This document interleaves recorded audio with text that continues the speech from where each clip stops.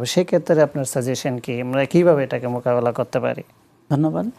প্রথমে আমি যেটা মনে করি, দেশের পলিটিক্যাল যে অবস্থাটা আছে এটাকে একটা স্টেবল অবস্থায় থাকতে হবে, যাতে বায়াররা নির্বিঘ্নে আসতে পারে এবং যেতে পারে, তাদের মুভমেন্টটা যেন সেফ সিকিউর থাকে।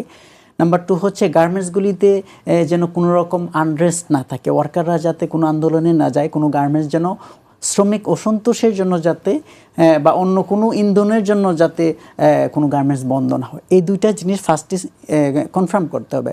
নাম্বার 2 হচ্ছে বায়ারদের কিছু বিষয় আছে, তারা অন টাইম ডেলিভারি চায়, কোয়ালিটিফুল প্রোডাক্ট চায়, ঠিক আছে? তো অন টাইম ডেলিভারি করতে হলে আপনার কিন্তু পোর্টগুলিকে, আমি বারবার এটাকে বলি যে গার্মেন্টসের 80% ম্যাটেরিয়ালস ইম্পোর্ট হচ্ছে।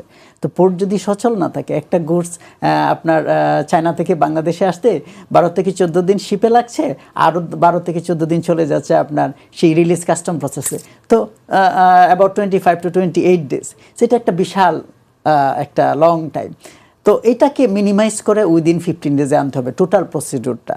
তাহলে আপনি মনে করেন যে টাইম সেভ করতে পারবেন এবং গার্মেন্টসের যে সাপ্লাই চেইনটা কন্টিনিউ থাকতে হবে। আর বাইরেদেরকে মোটিভেট করতে হবে। আর সবচেয়ে বড় কথা, নতুন ইনভেস্টমেন্টের বিষয়ে বলি, বা যে গার্মেন্টস ইন্ডাস্ট্রিগুলি এখন বাংলাদেশে আছে, কন্টিনিউ করতে হলে আমাকে সুবিধা দিতে হবে, গ্যাস এবং বিদ্যুতের নিরবিচ্ছিন্ন সাপ্লাই দিতে হবে। এবং নিউ ইনভেস্টর যারা আসবে, প্রথমেই আমার এক্সপিরিয়েন্স থেকে বলি, প্রথমেই যে প্রবলেমটা হয় সেটা হচ্ছে আমরা কিন্তু গ্যাস এবং বিদ্যুতের কনফার্মেশনটা দিতে পারি না।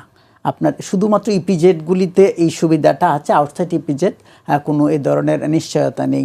সো গ্যাস এবং বিদ্যুতের সেই ফেসিলিটিসটা গভর্নমেন্টকে কনফার্ম করতে হবে। এবং গভর্নমেন্ট যে এজেন্সি আছে, বিডা, বেজা, বেবজা, হ্যাঁ, ইকোনমিক জোনগুলিতে আছে, এখানকার যারা ম্যানেজমেন্টের দায়িত্বে যারা থাকবেন, তারা যেন ইনভেস্টরদেরকে খুব মোটিভেট করেন, মানে টু বি সিরিয়াস হন এবং সিনসিয়ার হন, কোর্ডিয়াল হন। এবং যখন যে দেশের ইনভেস্টররা আসছে, তাদের সেই কালচার, মন মানসিকতা বুঝে ইনভেস্টরদেরকে যেন ধরে রাখেন এবং ইনভেস্টমেন্ট করার জন্য যেন সেরকম একটা পরিবেশ দিতে পারেন। অনেক ক্ষেত্রে বায়াররা আসে, ইনভেস্টররা আসে আমাদের দেশে, কিন্তু পরবর্তীতে তারা একটা ব্যাড এক্সপিরিয়েন্স নিয়ে যায়।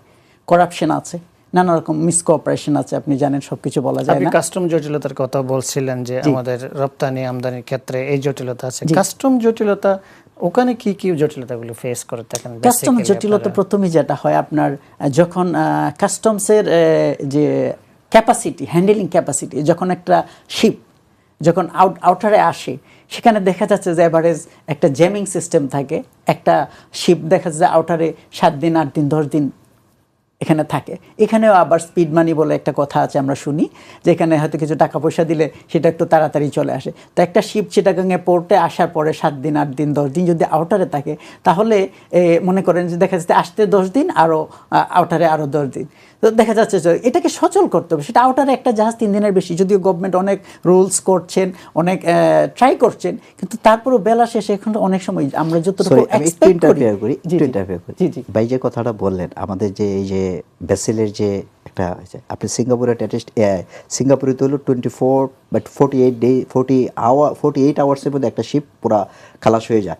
ইভেন তো শ্রীলঙ্কাতে আপনার অনলি ফর 60 আওয়ার্সের ভিতরে একটা জাহাজ আসার পরে টোটাল অপারেশন করে তারা